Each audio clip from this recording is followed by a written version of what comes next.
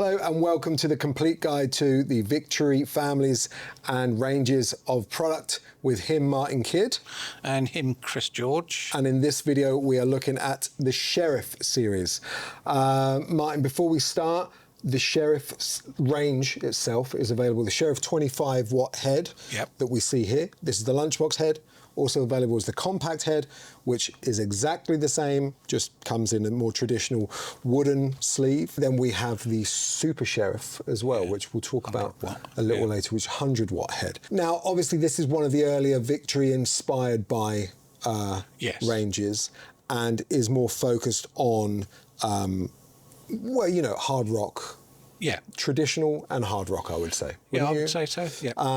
But you've got the added versatility of having two channels, and this was definitely not a straight copy from you as a nod to those 80s British traditional amplifiers, was it? This is one of your designs. It is, yes. Yeah. So can you give us a bit of backstory as to how the Sheriff came about?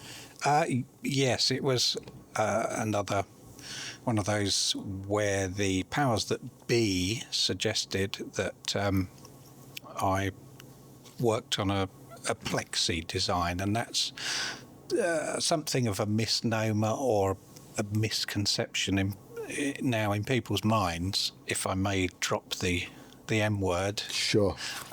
And say that people's idea of a plexi Marshall, which is, just for those that don't know, is a vintage Marshall where the front panel was perspex. Plexiglass, yeah. Plexiglass. Yeah. So I set to designing something which I thought you could elicit those kinds of sounds, but again, all levels of volume, so you didn't have to have it terribly loud to get that kind of sound.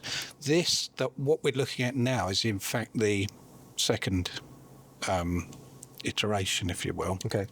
Because the first one was very much like much more vintage sounding. Is this where people might have seen it? It was called the Sheriff 22. Yes, is that right? That's right. Yeah, okay. And so the Sheriff 22 was a much more a vintage style circuit. It had a post-phase splitter master volume. Again, so you could, because a lot of those old amps, a lot of the overdrive comes from the power amp. But it soon became apparent that what people thought was a vintage Marshall was probably once a vintage Marshall until the likes of, say, Jose Arredondo had modified it, or many others. But he was I won't say the first, but he was in the right place at the right time, perhaps. Sure. So what people really wanted wasn't this old vintage sound, which is actually quite a clean sound. What they wanted was the modified sound of Van Halen or Steve Vai or even Peter Frampton or any number of people had their amps modified by this guy, and that's what you were hearing on record and not the standard circuit. So this is the second iteration where I went about a hot-rodded design, but not using there's some things I think an approach that works very well, and some of the even guys today are using like clipping diodes or transistors used as diodes to the same end. I just wanted I wanted the valve overdrive from valves and not. So that's how I went about it. So that's really what we've got here, is a kind of a Marshall-y circuit in its architecture or its topology, but then with an additional extra gain at the front to push it, and so that you can, if you want, have a lead guitar sound without the need for an external overdrive pedal or anything like that.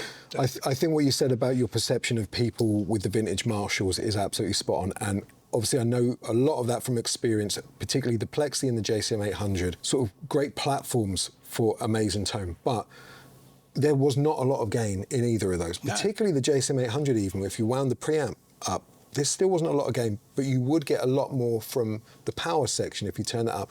But even still, pedal in front and off you go kind of thing. Yeah. Which is where everything that you just said, implementing it into the Sheriff, is really the Marshall. You sort of, that it is everything. It is all of that perception in one box, but with the added benefit of having two switchable channels. So if we're to talk about the features, we've got the vintage gain channel, and then we've got the hot rod gain channel as well. Shared EQ, two master volumes, presence control. So you can volume lift or cut anytime you want over those two channels.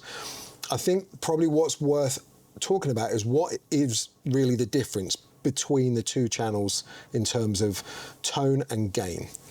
The gain structure on the vintage is largely that, but it's funny when I use the term vintage means to some people younger than me JCM 800. Sure. You know, that came out in 1979. Well, the circuit in fact came out in the mid 70s. The JMPs, yeah, that's right, yeah.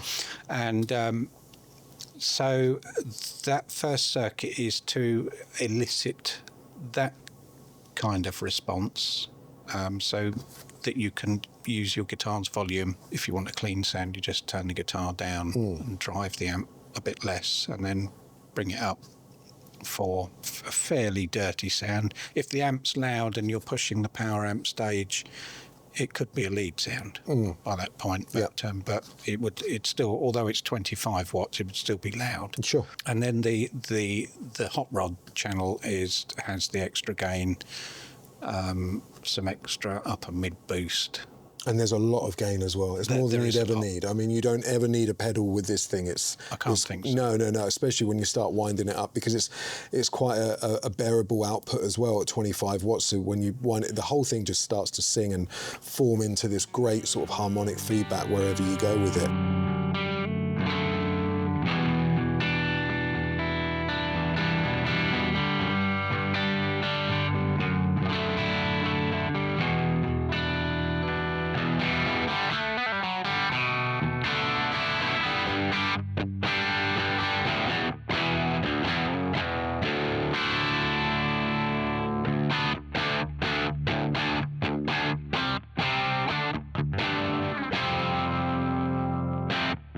There's also a couple of features that people might not know about because they're situated on the rear panel.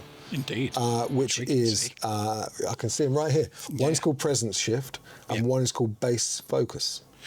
Yes, so the bass focus, it's a little bit like a resonance control that's preset. So it's a low frequency presence, if you will, but just on a switch. So that it alters the amount of negative feedback at low frequencies to give the power amp more gain or less. Okay. And then the presence shift, I designed, it's our own presence circuit, so it still works in the negative feedback, but it can actually cut or boost the high frequencies. Right. But after many listening tests, we thought, well, some people will want it to be even more sizzly than I had it. So we made it so that if you really want that sizzly top end when you're using the high gain, some people like it, then you can get it with a switch. So there's actually quite a range on the presence control.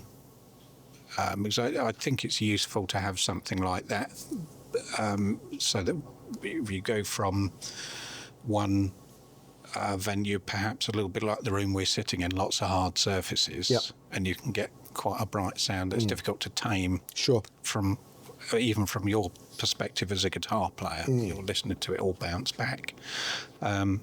Whereas there may be other places where you actually need some sharpness to cut through the sofas and the soft furnishings, etc. Yeah. So that's my thinking behind it, at least. Which makes the whole package incredibly versatile with all of those extra switches and functions, and obviously you can foot switch between the two channels. You can foot switch between the two masters as well.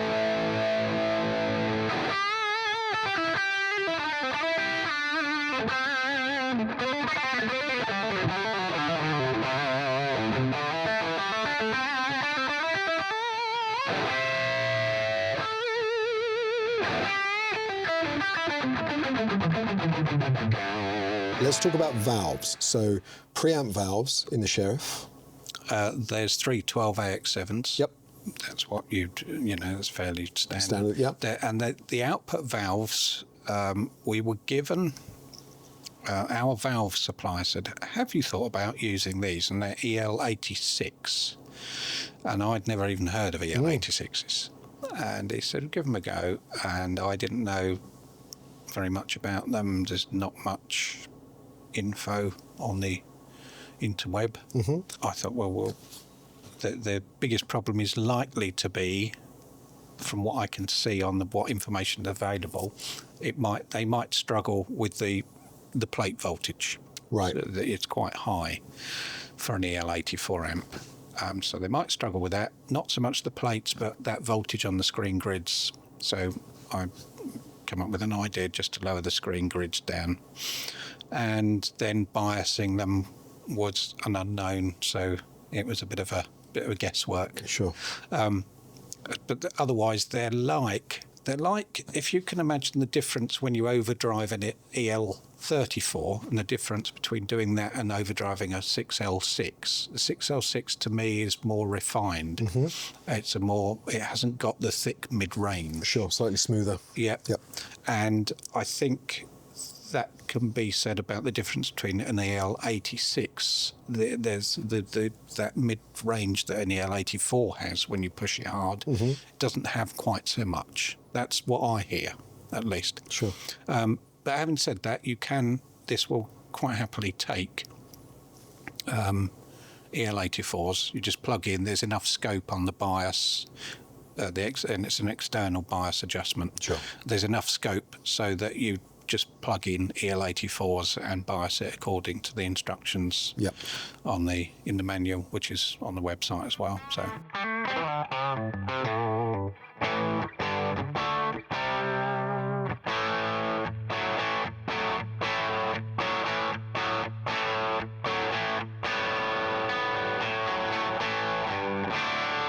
So that is the Sheriff 25. Everything we've spoken about so far applies to the Sheriff 25, as I said earlier, lunchbox and compact. But there is also the Super Sheriff, which is 100 watts in power. The valves in the Super Sheriff are... So in that, there are four 12AX7s in the preamp, and then four EL34s as standard. Again, you can fit 6L6s if you want. The same biasing idea applies. So if you want 6L6s, you can just adjust it to accommodate those. In terms of the front panel features on the Super Sheriff compared to the regular Sheriff, is there any differences? Is there any extra features? Or is it just the power stage? So what you have on the front panel is each channel has two gain structures that you can foot switch between. Or there's a toggle switch. Right. So there's two levels of gain. So the lower level of gain on the vintage is almost like a clean. It's pretty clean channel. And then the sort of crunchier vintage channel of the 22, 25. The hot rod channel has a more, 80s approach. And then the same as we go into the very high gain territory, more along the lines of the Sheriff 25. So you've got two, because as you say, there's a lot of gain available from this one. Some people might find that too much. So, is there such a thing as having too much gain though? Well, I've heard this phrase. I haven't looked it up. ChatGPT might be the place to go to see what this means and whether it's just an urban myth. But as far as I know, it's an urban myth. Yeah.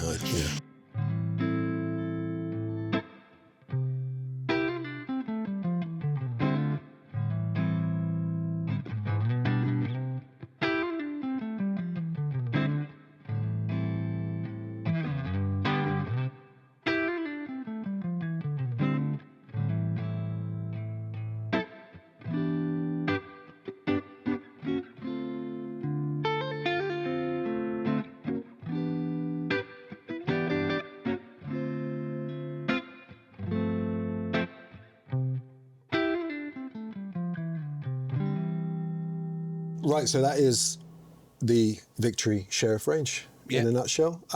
Obviously, as we said earlier, it's aimed at the player who, you know, the hard rock, think everything from all that vintage classic rock stuff right through to more modern day stuff. We've got some great artists that use this as well. And as with all Victory products, this is made right here in the UK.